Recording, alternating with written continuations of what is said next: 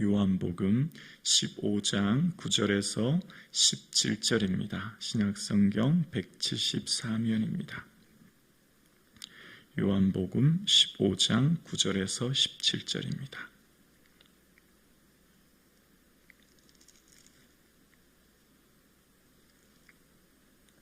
함께 고백드리겠습니다. 아버지께서 나를 사랑하신 것 같이 나도 너희를 사랑하였으니 나의 사랑 안에 거하라. 내가 아버지의 계명을 지켜 그의 사랑 안에 거하는 것 같이 너희도 내 계명을 지키면 내 사랑 안에 거하리라.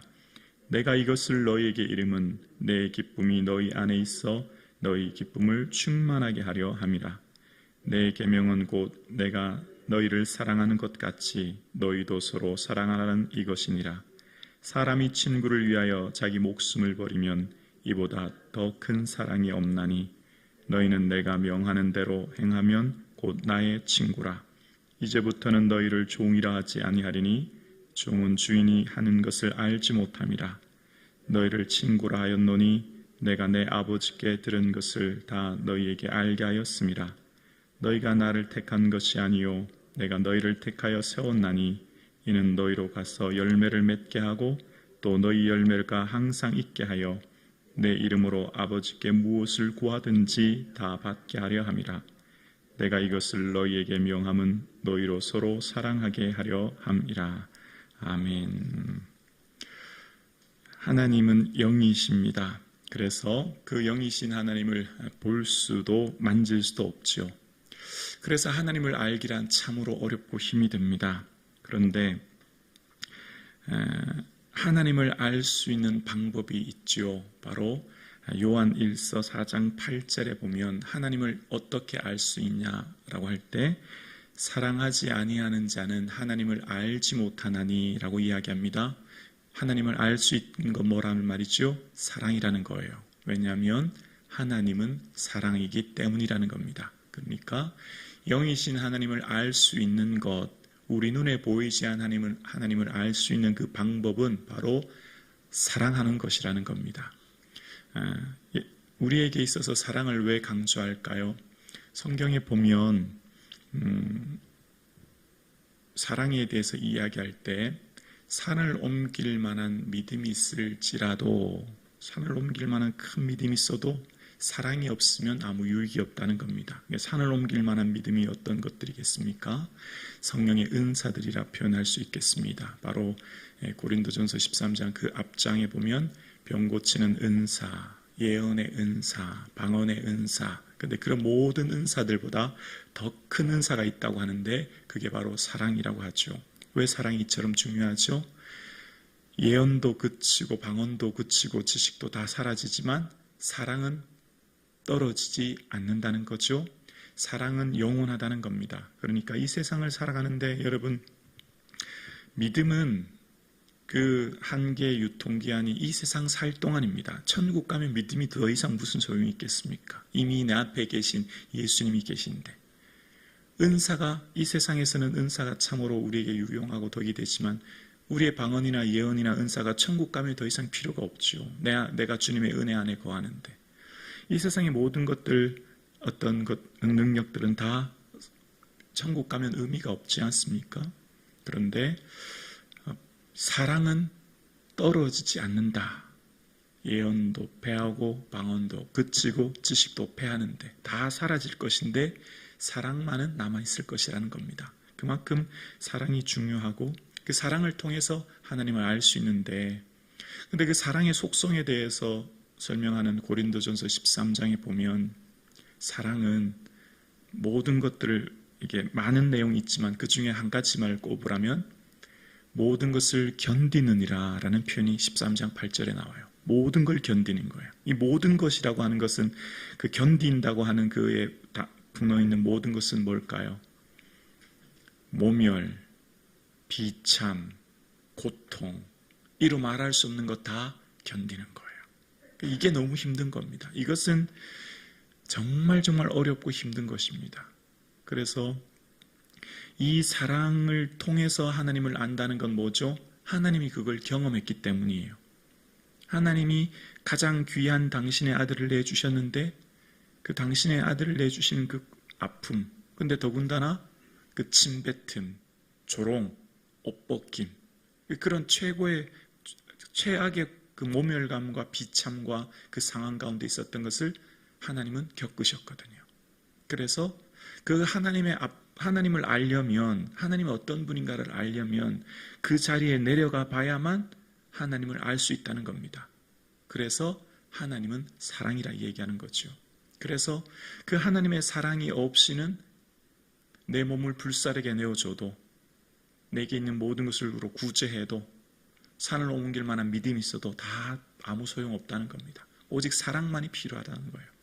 그래서 우리에게 영이신 하나님을 또 볼 수 있는, 하나님을 우리는 보지 못합니다. 우리가 육신의 제한을 가지고 있는 우리가 어떻게 창조주 하나님을 볼 수 있겠습니까? 그런데 요한 1서 4장 12절에 보면, 12절 자막 보여주실래요? 놀라운 말씀을 하십니다. 어느 때나 하나님을 본 사람이 없으되, 이 세상에서 하나님 본 사람 아무도 없다는 겁니다. 그런데 보세요. 만일 우리가 서로 사랑하면 하나님이 우리 안에 거하시고 그의 사랑이 우리 안에 온전히 이루어지느니라. 아멘이시죠? 하나님을 볼 수 없어요. 근데 하나님을 보여줄 수 있는 게 있대요. 영이신 하나님을 볼 수 없는데 그 하나님을 사람들에게 어떻게 해요? 하나님의 사랑이 우리 안에 거하시면 비참, 모멸, 고통을 견뎌요. 어떤 상황 가운데서도 오래 참아요. 모든 것을 참으며, 모든 것을 믿으며, 모든 것을 바라며, 모든 걸 견뎌내요. 그럼 그 사람의 삶을 통해서 누가 보여져요? 하나님이 보여지는 거예요. 하나님 그렇게 보여진다는 겁니다. 그래서 하나님을, 우리의 삶 가운데 내 안에 하나님이 계세요. 그 하나님은 어떻게 보여져요? 사랑으로 보여지는 거예요. 그래서 그 사랑은 어떤 사랑이냐면, 오늘 본문의 12절 보실래요? 12절에, 오늘 본문 12절에 보면, 내 계명은 곧 내가 너희를 사랑한 것 같이, 내가 누구예요? 예수님이에요. 예수님이 나를 사랑한 것 같이라는 표현은 뭐예요? 예수님께서 십자가의 비참, 모멸, 이루 말할 수 없는 처참의 고통을 당한 그것처럼 이란 표현이에요. 그러니까 우리가 이 세상을 살아가면서, 내가 뭐 이렇게까지 할 필요가 있는가? 내가 이것까지 내가 이럴 필요가 있겠는가라고 하는 것까지 참아야 되는 거예요. 왜냐하면 예수님이 나를 사랑한 것 같이라는 표현은 우리가 그냥 내 기준, 내 방식으로 사랑하는 게 아니라는 거예요. 그 사람이 이를 줬으니 나는 이를 주면 되고, 그 사람이 내게 이렇게 했으니 나도 이 정도 하면 되겠지라고 하는 그런 사고 자체를 다 부서뜨려야 된다는 거예요.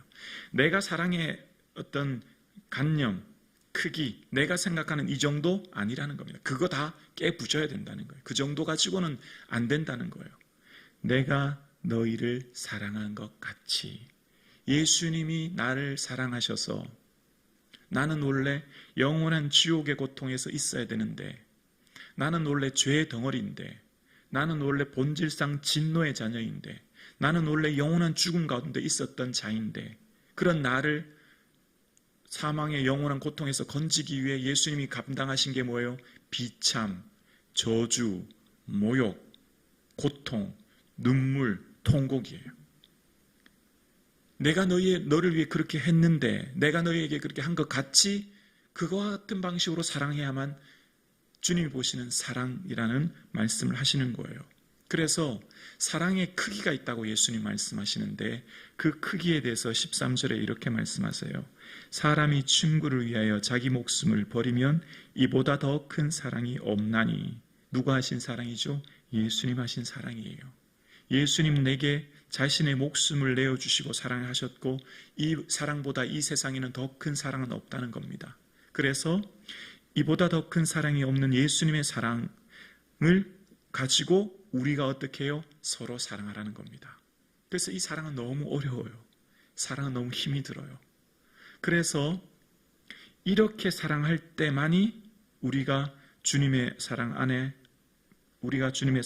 거할 수 있게 되고, 요한복음 전체의 핵심 내용이 뭐예요? 요한복음 전체의 핵심 내용은 사랑인데 그 사랑 안에 거해야만 주님이 내 안에, 이 15장 5절의 포도나무 비유를 말씀하실 때 그가 내 안에 내가 그 안에라는 표현이 나와요. 우리가 어떻게 영이신 예수님 안에 거할 수 있지요? 우리는 육체를 입고 있는데 불가능한 일 아닙니까? 우리는 시공간의 제약을 받는 존재입니다. 그런데 어떻게 그 보이지 않는 예수님 안에 거할 수 있냐고요? 거의 불가능한 일입니다. 근데 가능한 방법이 한 가지가 있다는 거예요. 내가 예수님 안에 거할 수 있는 방법, 그리고 영이신 예수님이 내 안에 거할 수 있는 방법, 유일한 방법 한 가지가 있다는 거예요. 그게 뭐라고요? 사랑이라는 겁니다. 내가 예수님의 그 사랑 안에 살아가면 그 사랑 안에 거하는 것이 곧 내가 주님 안에, 주님 내 안에 거하는 삶이 된다는 겁니다.